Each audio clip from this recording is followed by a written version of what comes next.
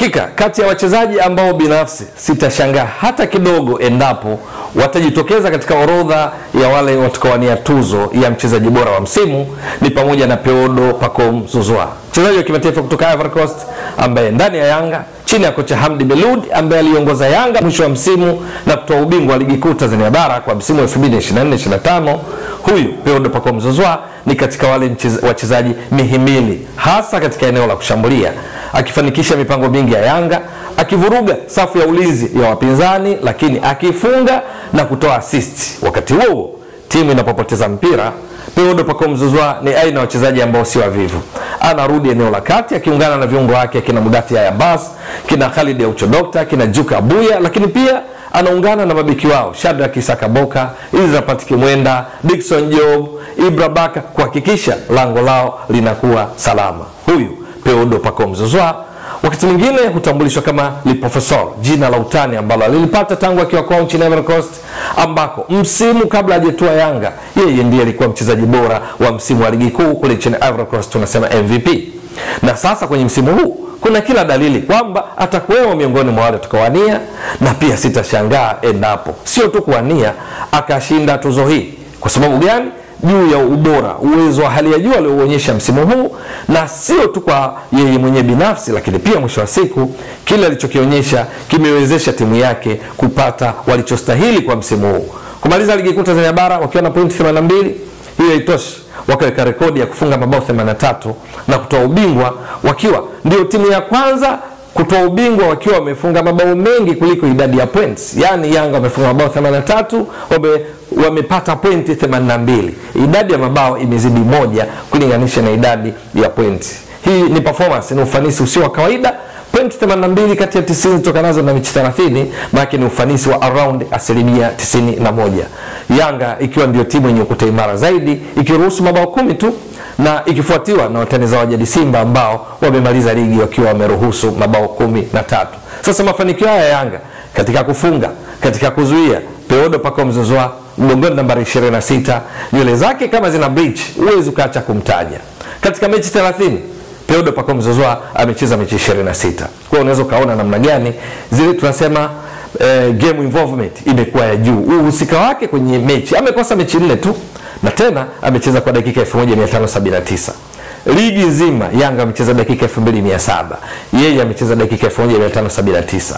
Kwenye dakika hizo hizo alizocheza, Peodo Pacome Zouzoua amepiga mashuti 39, kati ya 25 akilenga shabaha, ikiashiria juu ya ufanisi wa kupiga mashuti kwa usahihi ya kulenga shabaha wa around 64%, ambayo hapa inakupa ujumbe tu ewe mtazamaji wa Mbwaduke Stats Sport Next Level kwamba huyu mwamba si mchoyo, sio selfish.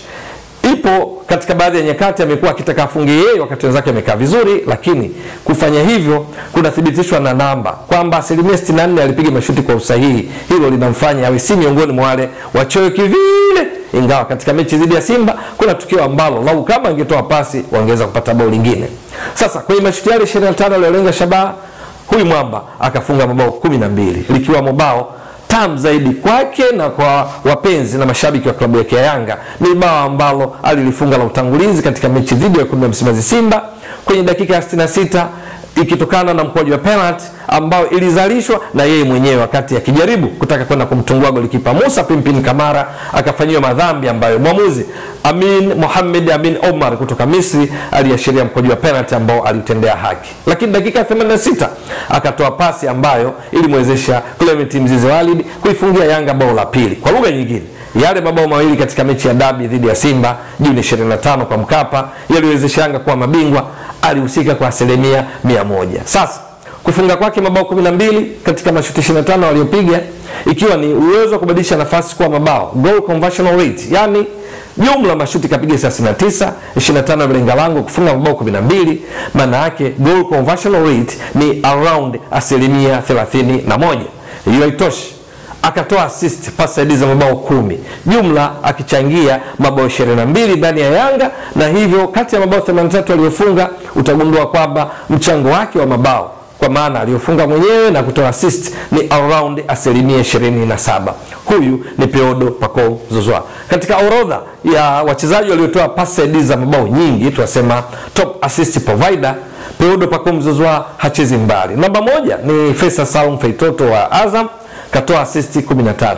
Namba 2 anaingia huyu mwamba Peodo Pacome Zouzoua, assist 10. Unaweza kaona namna gani ambavyo kuna kila sababu ya kuwa anastahili kuwemo katika orodha ya wale watakaowania tuzo ya MVP, mchezaji bora wa msimu. Mechi dhidi ya Simba ya dabi Juni 25 ilikuwa ni kama mechi yake. Alimaliza mechi akiwa ndio MVP, mchezaji bora wa mchezo, mchezaji bora wa mechi. Kila mara alipopata mpira, wachezaji kama Shomari Kapombe, show me the way, siku hii alikuwa na kazi ya ziada. Na kwa wasiofahamu ni kwamba mashambulizi ya Simba katika siku hii dhidi ya Yanga yalikatwa kwa kiasi kikubwa kutoka upande wa kulia kwa sababu ya Peodo Pacome Zouzoua. Inafahamika Simba kwenye ujenzi wa mashambulizi huwategemea mabeki wake wa pembeni. Kwa upande wa kulia ni Shomari Kapombe ambaye hupanda kuongeza mapana ya uwanja, hupanda kuingia ndani, tunasema underlapping, na kuwadhuru wapinzani. Ndio maana katika mabao 12 ya penalty yaliyofungwa na Simba msimu huu, penalty 5 zilisababishwa na Kapombe ambaye ni beki mbili.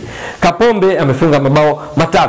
Kwa hiyo unaweza kaona Kapombe ametoa pia assist 3, kwamba ana athari kubwa katika Simba kwenye kushambulia, kwa sababu Simba imemaliza mabao 69, yeye akifunga 3, akitoa assist, akisababisha mikwaju ya penalty 5 kama nitoka kueleza. Lakini siku hii dhidi ya Yanga alishindwa kufanya yote hayo. Alikuwa na wakati mgumu, akilazimika kutekeleza majukumu mama ya beki wa kulia ambao ni kuzuia zaidi. Ni kwa sababu gani?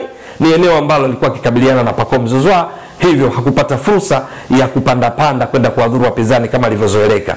Huyu Peodo Pacome Zouzoua kwa lugha nyingine alichangia mno kuidhoofisha Simba katika kushambulia. Matokeo yake mpaka mapumziko Yanga amepiga mashuti 4 katika dakika ya 12, 19, 33, 41, moja likilenga lango la dakika 41, dakika